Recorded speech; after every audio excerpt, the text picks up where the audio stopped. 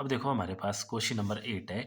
इसमें बोला है water in a canal 6 metre wide and 1.5 metre deep is flowing with the speed of 10 kilometre per hour. तो देखो सबसे पहले इस लाइन को समझ लेते हैं। एक कैनल है 6 metre wide and 1.5 metre deep. अब आपको पता है जो भी कैनल होती है, नहर मतलब, वो क्या किस तरह से होगी? एक क्यूबॉइड की फॉर्म में होती है ना, इस तरह से, ऐसे। ऊपर से क्या होगी? ओपन भी हो सकती है, बंद भी हो सकती है। अगर अंडरग्राउंड है तो बंद होगी। ठीक है, इस तरह से होती है हमारे पास।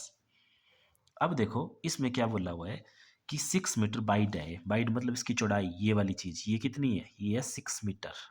और उसके बाद डेप्थ है उसकी 1.5 मीटर। तो डेप्थ ये वाली चीज, डेप्थ मीन जो हाइट आएगी इसकी क्यूबॉइड की, वो कितनी है हमारे पास? 1.5 मीटर है। ठीक है, इतना। अब देखो आगे क्या बोला हुआ है। इसमें से जो पानी निकल रहा है, मतलब यहाँ से जो पानी निकल रहा है एक साइड से, जैसे मान लो इस साइड को पानी चला हुआ है इसमें, ठीक है, तो वो कितना है हमारे पास? वो है हमारे पास दिया हुआ, उसकी स्पीड दी हुई है 10 किलोमीटर पर आवर। इस स्पीड के साथ जो है इसमें से पानी बाहर निकल रहा है। अब आगे बोला हुआ है how much area will it irrigate in 30 minute if 8 centimetre of standing water is needed. अब इस पानी से जो निकल रहा है वो हमने आगे सिंचाई में यूज़ करना है। ठीक है, मतलब जैसे खेतों में पानी देना है। तो आगे बोला हुआ है कि कितना एरिया ये कवर करेगा अगर हमें 8 सेंटीमीटर स्टैंडिंग वाटर चाहिए। स्टैंडिंग वाटर का मतलब है कि जिस भी हम खेत में इसको डालेंगे ना, वहाँ पे ऐसे हाइट में 8 सेंटीमीटर पानी रहना चाहिए। तो अब देखो ऐसे थोड़ा सा इसको ज्यूम करो कि मान लो हमारा जो खेत है वो रेक्टेंगुलर फील्ड का है। तो अगर उसमें पानी खड़ा होगा तो जो पानी आएगा उसमें वो क्या आएगा? ऐसे क्यूबाइड की फॉर्म में आएगा ना, वो भी इस तरह से, इस तरह से एक क्यूबाइड की फॉर्म में आएगा। ठीक है, और वो जो क्यूबाइड की हाइट है वो हमें दी हुई है कि कितनी हाइट रहनी चाहिए, वो रहनी चाहिए हमारे पास 8 सेंटीमीटर।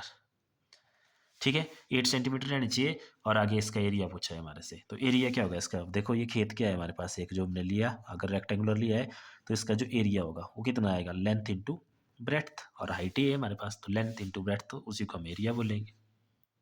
ठीक है, इतना।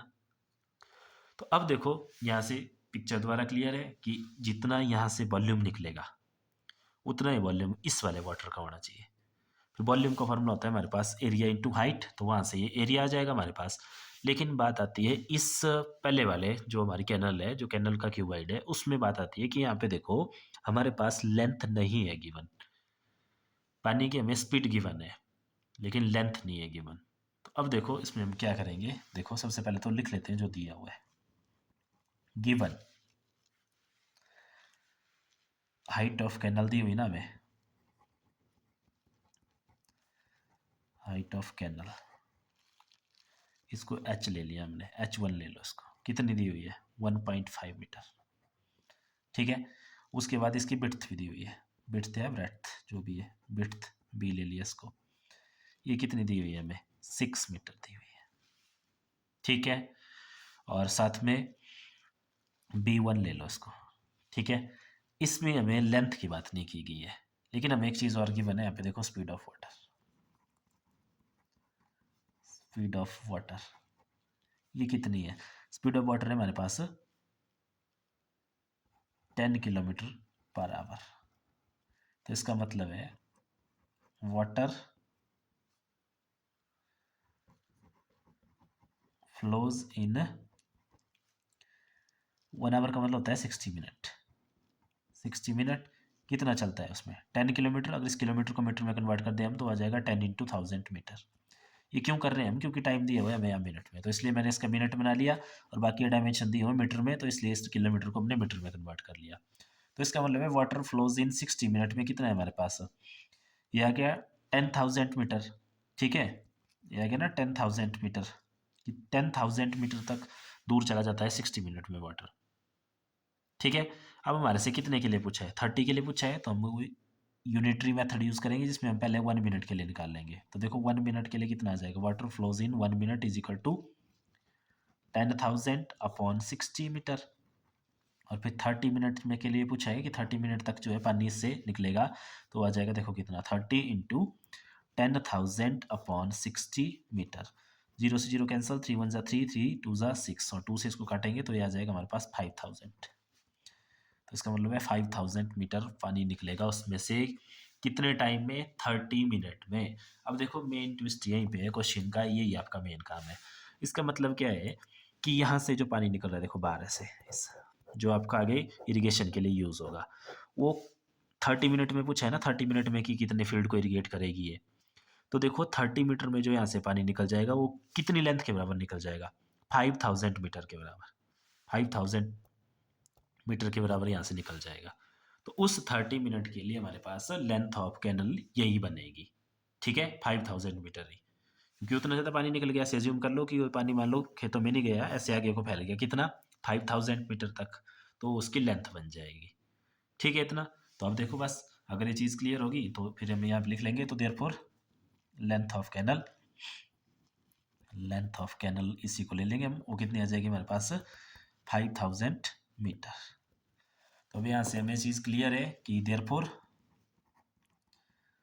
Volume of water flown in 30 minute, ये किसके इक्वल होगा? Is equal to volume of water in field, जिस भी फील्ड को इरिगेट कर रहा है उसके बिल्कुल इक्वल होगा। तो volume of water flown in 30 metre, इसका वॉल्यूम, तो देखो ये क्या आ जाएगा हमारे पास? एल इंटू ये लिया ना, इसकी लेंथ है, या इसको इसके लिए ले रहे थे ना हम, हाइट H1 लिए, B1 लिए, तो इसको भी L1 ले लेंगे यहाँ पे। तो L1 into B1 into H1, और ये किसके इक्वल होगा? Volume of water in the field. तो वॉल्यूम ऑफ वाटर, देखो ये जो फील्ड है इसका वॉल्यूम क्या होगा? एरिया इंटू हाइट, तो इसको ले लेंगे हम सीधा एरिया इंटू हाइट, क्योंकि हमें यहाँ पे जो है एरिया फाइंड आउट करना है इसको, इसमें इसलिए इसको एरिया के टर्म में लेंगे, एरिया इंटू हाइट हो गया, ठीक है। अब कर देते हैं इसमें हम वैल्यू पुट। तो L1 की वैल्यू आगे हमारे पास 5000, B1 ये देखो B1 यहाँ पे 6, और H1 है हमारे पास 1.5 मीटर, इसको हम सिंपल लिख लेंगे 15/10। दूसरी तरफ एरिया मल्टीप्लाई बाई इसकी हाइट दी थी हमें, कितनी है देखो 8 सेंटीमीटर दी है ना इसकी हाइट हमारे पास, यहाँ पे फील्ड की हाइट, स्टैंडिंग वाटर चाहिए था हमें 8 सेंटीमीटर, ठीक है। तो 8 सेंटीमीटर को भी हम मीटर में चेंज कर लेंगे। पहले देखो यहाँ पे 8 सेंटीमीटर था, इसका मीटर अगर बनाएंगे तो यह आ जाएगा 8/100 मीटर, तो यह आ जाएगा 8/100 मीटर, ठीक है इतना। अब उसके बाद कर लो इसको सॉल्व। तो यहाँ से देखो एरिया चाहिए हमें, तो उल्टा करके लिख रहा हूँ मैं इसको, इधर ले आया एरिया, ये देखो दूसरी साइड क्या है हमारे पास, इस जीरो से ये काट दो तो यह बच गया हमारे पास 500 इंटू 6 इंटू 15, और एरिया के साथ 8 हो रहा था मल्टीप्लाई, ये चला जाएगा इधर डिवाइड में, और 100 हो रहा था डिवाइड, ये आ जाएगा मल्टीप्लाई में, ठीक है इतना। तो बस अब इसको कर दो सॉल्व यहाँ से। तो 8 से डिवाइड कर दो, या पहले देखो 2 से काट दो इसको, 2 4 जा 8, 2 3 जा 6, दोबारा इसको 2 से काट दो तो आ गया 2 2 जा 4, और इसको काट दो आ गया 50, दोबारा 2 से काट दो ये आ गया 25, ठीक है। तो ये आ गया मेरे पास 500 इंटू 3 इंटू 15 इंटू 25, मल्टीप्लाई कर देते हैं इसको, तो ये आ गया 5 3 जा 15, और आगे 00, और आगे 15 इंटू 25। अब इसको मल्टीप्लाई कर देते हैं, तो 15 इंटू 15 होता है 225, और आगे 00, और एक आगे 25 और है, तो अब 225 को 25 से मल्टीप्लाई करो। तो जब आप इसको मल्टीप्लाई करेंगे तो इसका आंसर आएगा हमारे पास 5625, और आगे 00, और अब देखो एरिया था ना, इसके डायमेंशन सारे मीटर में, तो ये आएगा मीटर स्क्वायर, ठीक है। वैसे इसका ये आंसर है, लेकिन एरिया को हम हेक्टेयर में भी लिखते हैं, तो देखो यहाँ पे मीटर बहुत ज़्यादा आ रहे हैं, तो अगर इसको हेक्टेयर में चेंज करना हो तो हेक्टेयर में चेंज होता है 10,000 से डिवाइड करके। तो 562500 मीटर स्क्वायर को अगर हेक्टेयर में चेंज करना है तो 10,000 से डिवाइड करेंगे, ठीक है। 1 2, ये हो गया हमारे पास 10,000, और ये बन गया हेक्टेयर। अब यहाँ पे 20 से 20 कैंसल, ठीक है, और ये आंसर मैं यहाँ लिख रहा हूँ, तो यह आ जाएगा देखो हमारे पास 5625, और नीचे 100 है तो 100 का लग गया यहाँ पे पॉइंट, और आगे हेक्टेयर, तो ये इसका आंसर है हमारे पास 56.25 हेक्टेयर। तो ये था आपका क्वेश्चन नंबर 8।